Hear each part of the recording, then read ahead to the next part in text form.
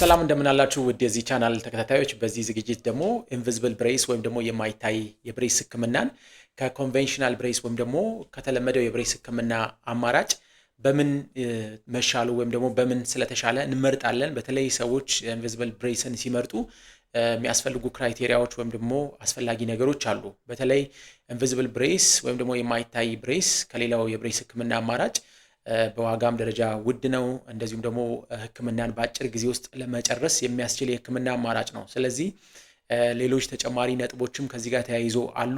የኢንቪዚብል ብሬስ ተመራጭነት ወይም ደግሞ ከሌሎች የብሬስ ህክምና አማራጮች የምንለይበት መንገዶች እንደሚከተለው ይቀርባል። አንድ ሰው የኢንቪዚብል ብሬስ ወይም ደግሞ የማይታይ ብሬስን ሲመርጥ ብዙ ክራይቴሪያዎች ወይም ደግሞ ብዙ የሚያስፈልጉ ነገሮች አሉ። ያ ማለትም ኢንቪዚብል ብሬስ ቅድም እንዳልኳችሁ በዋጋም እንደዚሁም ደግሞ በቴክኖሎጂ እንደዚሁም በሚጠቀመው ማን ፓወር ውድ በመሆኑ ምክንያት ሰዎች ይህንን የብሬስ ህክምና አማራጭ ሲመርጡ መገንዘብ ያለባቸው ወይም ደግሞ ማወቅ ያለባቸው ነገሮች ይኖራሉ።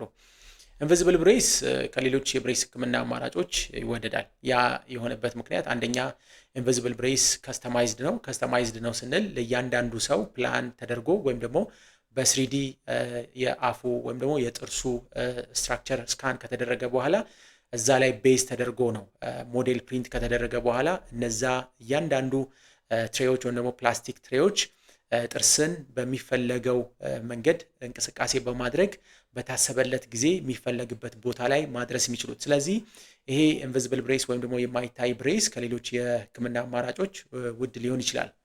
ነገር ግን በተለይ ኢንቪዚብል ብሬስ ለህፃናት እንደዚሁም ደግሞ ለትልልቅ ሰዎች እጅግ በጣም ተመራጭ ነው። ምክንያቱም ቅድም እንዳልኳችሁ ኮምፒውተራይዝድ በሆነ ወይ በእያንዳንዱ ትሬ እያንዳንዱ የተለካ እንቅስቃሴ በማድረግ ጥርሶች የሚፈለግበት ቦታ ላይ እንዲደርሱ የሚያስችል የህክምና ዘዴ ነው።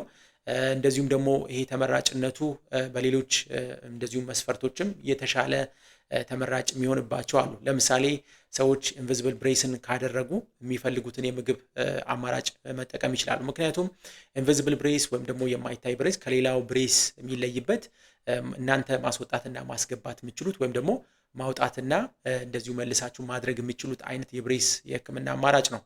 ይሄ እንደዚህ የህክምና አማራጭ ቢሆንም ነገር ግን በጣም ጥንቃቄ እናንተ ማድረግ ይኖርባችኋል። ምክንያቱም አንድ ሰው በቀን ውስጥ 22 ሰዓት ያህል ይህንን የማይታይ ብሬስ ወይም ደግሞ ኢንቪዚብል ብሬስ ማድረግ አለበት።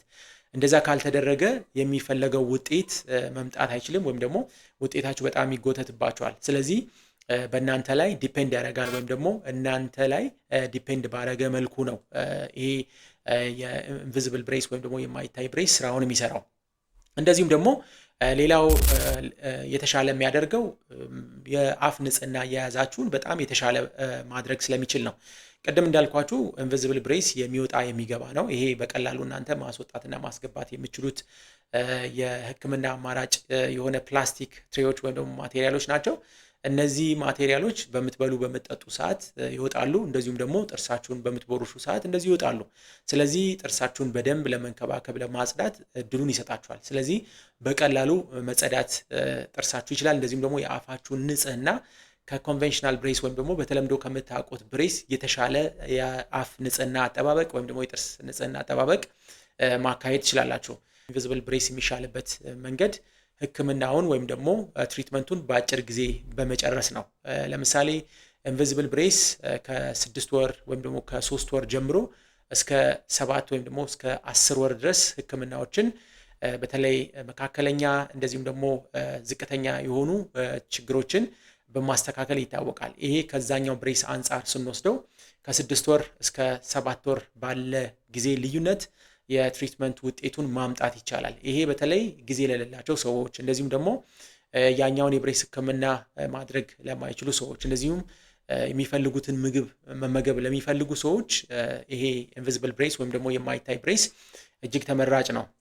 እንደዚሁም ደግሞ እያንዳንዷ የጥርስ እንቅስቃሴ ኮምፒውተራይዝድ በሆነ መንገድ የተለካና የታወቀ ስለሆነ አዘ ኢንድ ወይም ደግሞ በትሪትመንቱ መጨረሻ ላይ የሚመጣው ውጤት በጣም እጅግ ግልጽና የሚታወቅ ነው። ነገር ግን በኮንቬንሽናል ብሬስ ጊዜ አንዳንድ ጊዜ በመሃል የሚከሰቱ ችግሮች እንደዚሁም ደግሞ በታካሚው ችግር ምክንያት እንደዚሁም ደግሞ እኛ ፕላን ካረግነው ነገር ውጪ በሚከሰቱ ምክንያቶች የብሬስ ህክምና ውጤት ላይ ልዩነት ሊመጣ ይችላል። ይሄ ፕሪሲሽን ወይም ደግሞ በጣም በሚፈለገው ደረጃ ውጤትን በማምጣት ኢንቪዚብል ብሬስ ወይም ደግሞ የማይታይ ብሬስ የተሻለ ነው። ስለዚህ ሁልጊዜም ሰዎች ኢንቪዚብል ብሬስን ሲመርጡ እነዚህን ነጥቦች ማወቅ ይኖርባቸዋል። በተለይ የአፍ ንጽህና ጋር በተያያዘ ኮንቬንሽናል ብሬስ ወይም ደግሞ መደበኛው ብሬስ በቀላሉ የአፍ ንጽህናን ለመጠበቅ ማያስችል መሆኑ እንደዚሁም ደግሞ ጥርስ በቀላሉ ሊቦረቦር የሚችልበት ምክንያት መኖሩ እንደዚሁም ደግሞ